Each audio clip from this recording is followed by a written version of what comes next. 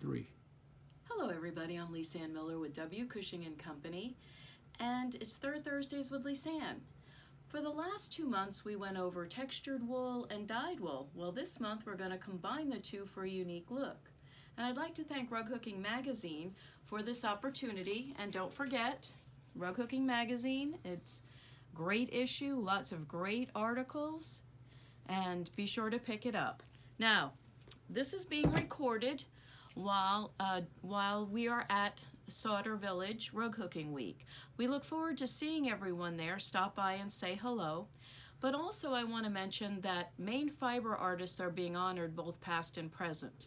It pleases me greatly that our company is being honored. Wainwright Cushing, Edward Sands Frost, and most importantly the artist Joan Moshemer. So please stop by if you're coming to Sauter, see the exhibits. I will try and video them and learn a little bit about what made rug hooking what it is today. So let's get started. We're going to start with something very basic, combining your textures with your dyed wool. And this is one of my most favorite things to show. So here we have the first thing. And this is a prize octagon pattern. We do have it in a pillow pattern. And what you see is dyed wool. But you see this little piece of texture we have right here? Well, that's this line right in here. This nice little highlight line. And yes, this is a very small cut. This is a 3 cut. But it can be done in any cut. Don't let the size of the cut fool you. But you see how this texture, which today would be considered kind of an ugly plaid, but how it adds a highlight with colors you wouldn't think, gold, green, aquas. So here we are combining the dyed wools with the texture. The next is a really cool pattern, and I don't have the texture that goes with it, but it's called Star Tea Box. And this is like baby's blocks, but it's done in a different way, and you can see the blocks, but the outline is a texture. It is a green heather tone, and the green heather tone is very, very much like our Flopsy, just in a different, the texture was very much like this. But the texture allows the dyed wool and creates the depth in the dyed wool, as you can tell. And baby's blocks or Star Tea Box, there's 1,000 different ways to hook this. And one Third Thursday, I'm going to go over many different ways this can be done. This is called corner blocks. Here's the texture. And it is just, it's got a pink line through it. I'd probably want to over dye it. But here it is hooked. And you can see it looks a little gravelly. Like that. These are older textures. A lot of these are as-is wools. They were clothing, etc. But look how it works so well with the graduated dyes. And I think that works really, really well together. This is not a piece of wool that would be your first choice for this. But once you see it hooked, and remember what I told you about textures, when you see it hooked, a lot of times it's different, and hook a little piece so you know how it works. And this is Vita, okay? And this pattern is a wonderful pattern, or Maltese Cross. Maltese Cross is a little different than this. But here is a plain texture, mainly like a Pendleton plaid skirt texture. But look how it just breaks up and looks different every time you hook it, because as you cut it, it looks different. The texture in these, because these are mainly geometrics, they look great as an outline to give oomph and to give depth to the geometric. So this is a good primer for what we're going to go over today. A good pattern to try this, if you haven't tried this before, a good pattern to try this is the free pattern that we gave in the June and July and August Rug Hooking Magazine last year, the Maple Leaf. This is, or maybe it was in 2021, and it was a free insert pattern you could do. I went over a video of 20 different things you could use it for, but this is a great way, as you can tell from the picture. This is textured, the background is textured, the tips are dyed. A maple leaf is always a good way to test it. You can test it with the tips. You could hook the maple leaf dyed and put the texture on the tips, vice versa. You could just run a dyed piece down the veins. So if you're looking for a pattern, the simple maple leaf pattern is a great way to see if you like it, how to test it, or one of the geometrics. So let's show some combinations, and then I'll show you some combinations in rugs. So here we have the Jacob's wine, and the Jacob's wine, of course, has highs and lows to it. Here's our Jacob's wine, and it's almost a brown, but it is mottled, and you can really add to this. This is the multi-stripe texture, and you can tell it picks up little bits and pieces. If this was an outline or a border, this could be used inside the border. If there's a motif to be used, if it's a leaf, this could be the tip of the leaf, this could be the inside of the leaf, or vice versa.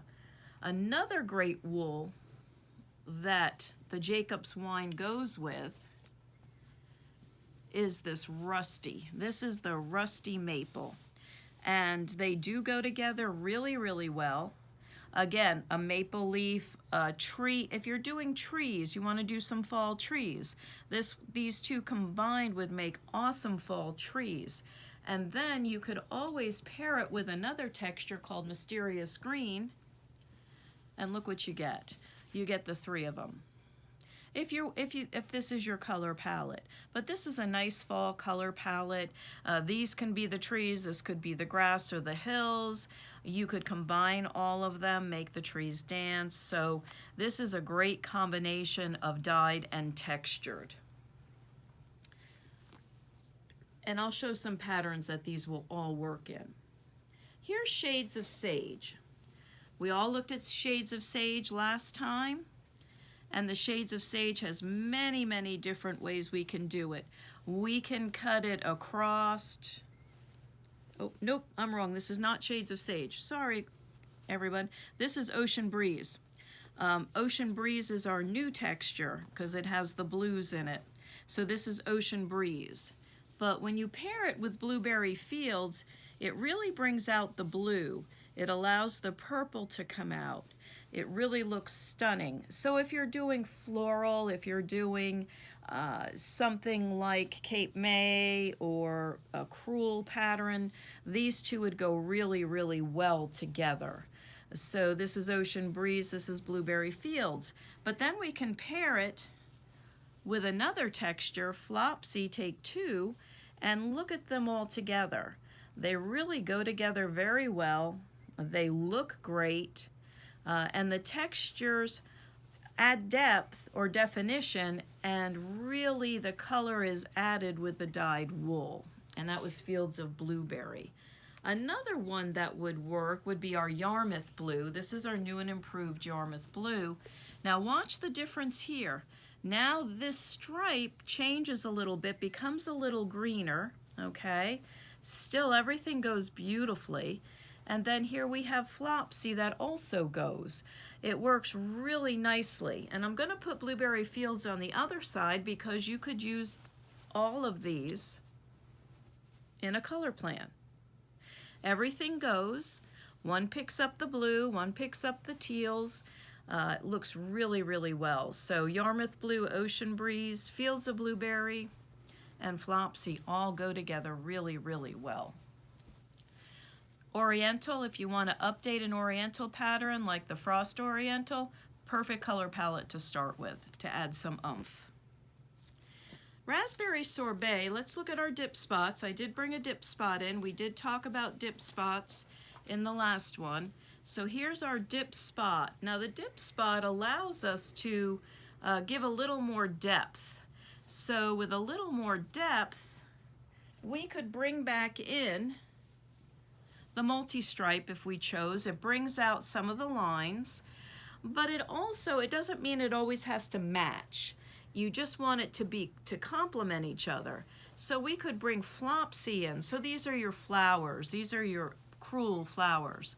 And look at your stems, look at your leaves. They go together very nicely. This does have a little bit of a raspberry feel to it, and it just pops out when you put it next to the dyed wool.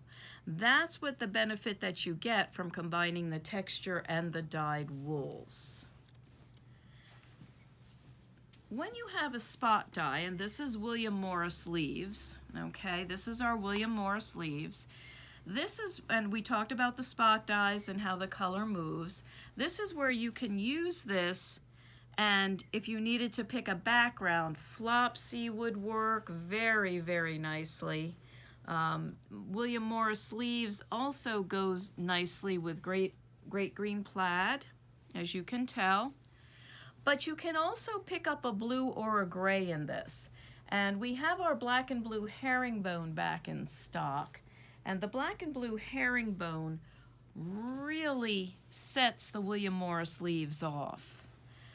You can use these two together, oriental, geometric, floral, but you see how normally you may not put this together, but look what happens when you put the great green plaid. Well, it looks great, but look what happens with this. And all of this just goes together so, so nicely. Okay, let's look at a softer palette. I think we're all thinking fall with all this heat, but we're going to look at a softer palette. This is Reflections, and I think we talked about Mother of Pearl in our dyed wool video. So here is Mother of Pearl with Reflections. They go together perfectly. They just look good together. This could be an outline if you had to do layers of snow. If you were doing children in the snow, here's your snow, here's the snow suits. All sorts of combinations that you could do. It's a very soft palette. It's a very calm palette. Very lovely. And then if you wanted to bring it up a little bit, and I'm going to take the Mother of Pearl out. Here is Floral Bouquet with this. And while there's no blue in the Floral Bouquet, there doesn't have to be. It doesn't have to match. But if you were hooking flowers and you needed some definition, you could use the Reflections. Whatever you're going to do, if you're doing mountains, you could make the Reflections the mountains of the floral fields. Or here we go with the great green plaid goes there as well. So this is a much quieter palette, a much softer palette, also works very well. This is our Jacob's Crimson, and the Jacob's Crimson goes with our Berry Parfait. Here's our Berry Parfait stripe, and it just adds something. The Berry Parfait stripe by itself is nice, but it really comes to life when you put the Jacob's Crimson with it. Also, the Jacob's Brown Orange would go with it,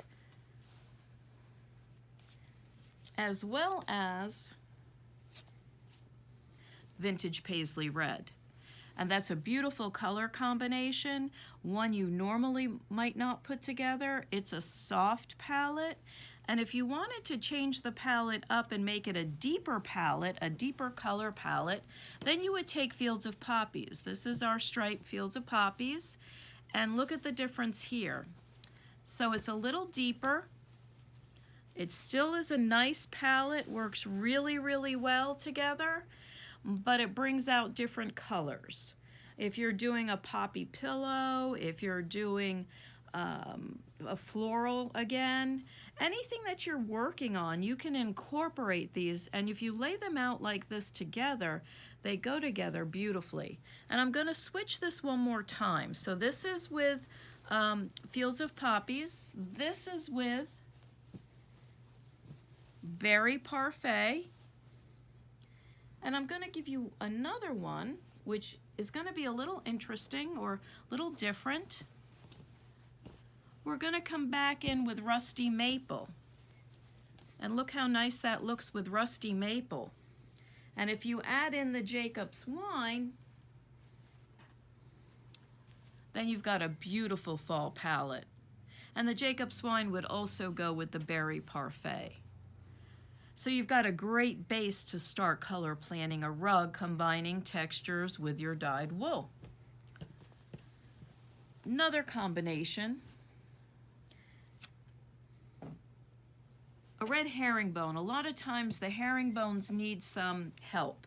They can flatten out a piece and you want to ramp it up a little bit, you want to dress it up a little bit. Well, you don't have to go with red. If you're doing a Santa or a holiday type item, this is a beautiful way to add this dyed wool into the piece, which is our Jacob's Orange Gold. The other thing that you could do is add Winter in the Pines. And this is another great holiday look without being overly Christmas.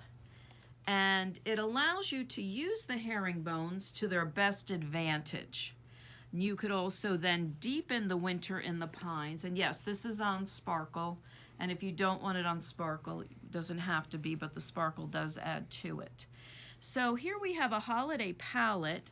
And if we add in this piece here, it's a beautiful holiday palette without being just red and green. So this is a great beginning to a holiday type rug. So how do they look when they're combined? And this is, and this one here is our Jacob's Soft Green. So if the Mysterious Green was too deep or too much, watch how the palette changes. We have the brightness, the red, the Winter in the Pines, and then these two together for a softer palette. Again, this could be a deeper outline. Also, a lot of times when you have something that has gold in it and you want the gold piece to come up a little bit, and I know gold is a funny color for a lot of people, but watch this. When I put this in here, all of a sudden you can see the gold where you saw the wine before or the red before or the plum. So if you have a texture and you really want to accent the gold, a gold dyed wool really does help that without being too garish. So now let's have some fun and look at some rugs that have this all combined. The first one is the Leaf Peepers, and a year ago we went over this rug on Third Thursday, and I took the maple leaf pattern and made it into a runner. So my background is about 8 different textures. Some of the textures aren't even available anymore. I went into my stash of neutrals, I put them in a pile, and then that was it. My leaves are all dyed wools, except for the veins. I let the veins, and on some of them are textured. So this is a great way to introduce textures and dyed wool if you're unfamiliar, if you're hesitant to try it. And as you can see, this is a texture. I capped it. You know, we learned how to cap these points, but this one is a much softer one. These are all dyed, but I used a texture to cap it with. And this is a direct combination of textured and dyed. Same here and same down the end. So this is a great test piece for you. You can use your cut noodles, add in some textures to see if you like it. And at the end you have a great fall runner for your table. Another great one is Indian corn. This is our Indian corn. The background is all textured. This leaf is dyed, this is a dyed piece. But in here mixed in is textured. So it's combined. All the veins are textured in here. The acorn caps are textured, so are the acorns themselves. And then these are dyed pieces to give a nice balance to it. It balances it out. They're not too harsh, the colors. And at the end you have a nice fall mat. Now, for those that like the bigger rugs, this is Cape May. Cape May is a great rug. It's done in many, many, many different colors throughout the years. And this was featured in Ladies' Home Journal in the 70s. They really love this pattern, and doing the research on Joan, it came up that Ladies' Home Journal thought this was the perfect rug for any home. So we're going to look at it as combining dyed and textured. This happens to be our cranberry bog, and then we have a texture here. This is a texture and a texture. These calm it down. If this was all dyed, it would be so bold it wouldn't balance out. So we have a dyed piece, texture, texture, and then this is also a texture, but then a dyed again. And if you notice, the textured wool in amongst this adds a lot of depth and definition. So it balances the whole flower out. Same thing with these leaves. Textured, the Kelly green herringbone, this is tea berry, and then some of our dyed greens like the Jacobs. Again here, same thing. This calms it down. This was a forest green stripe we had, and then tea berry. So you can see throughout, and this is the other flower on the other side is identical to this. So you can see breaking it up from the dyed to the texture, it's a balance. And it is a balancing act so that in the end, it all blends, it all looks great. Her background is a texture, the background is a texture on this, and then the border is a dyed piece to add that oomph and tie back into the flowers. And for those of you that are going to Souter, you can see this rug in person as it will be in our booth. Just for a closer look. Now, here we have the Chilcot Dumble Cornucopia. And we've seen this before, and we've done this many different ways, but let's look at it one more way. The background is all textures, all different layers of textures. This happens to be Monet's Garden, but this is a textured piece. This is a textured piece with the dyed to make sure it's contained. So when the dyed wool got a little bold, we came around with texture, either as the outline from the background or in the flower, to really set it up, let it calm itself down, give it definition. I think the two together are a good balance act to give your rug definition. So if you're working in dyed wools and you feel you need a little more definition, you may come around with a texture, or outline with a texture, or do a section of it in a texture. And that allows you not to have it overboard one way or the other. So again, a balancing act.